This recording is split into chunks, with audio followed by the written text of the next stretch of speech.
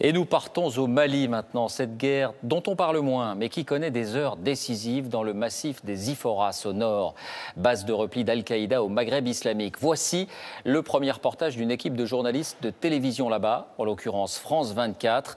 Et vous allez le découvrir, les combattants djihadistes sont parfois des adolescents. Commentaire Nicolas Bertrand avec Stéphane Malin.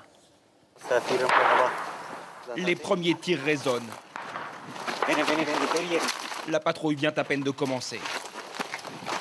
Ces légionnaires parachutistes se mettent à l'abri derrière les rochers de ce qu'ils surnomment la planète Mars, l'immense massif des Iforas.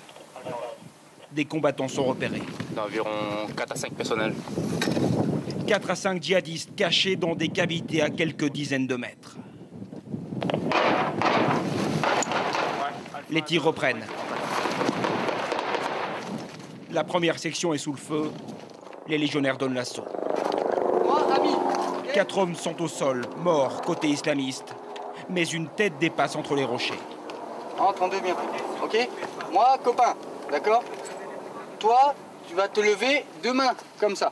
Il faut être sûr que l'homme n'a pas d'explosif sur lui. Viens avec moi. Écartez le dispositif, on sait jamais. Son bras gauche est blessé. Voilà. Stop, bouge plus. Vêtements, Clovis, retire. Allez, enlève. Les soldats français se rendent alors compte qu'ils ont affaire à un adolescent. 16 ans maximum. Pose ici. Le seul survivant de l'attaque du jour. Viens avec moi. On va le ramener tout simplement dans notre base.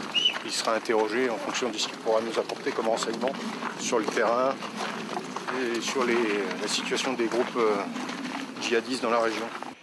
Le prisonnier est évacué par hélicoptère direction le camp français de Tessalit, où il sera soigné avant d'être entendu longuement.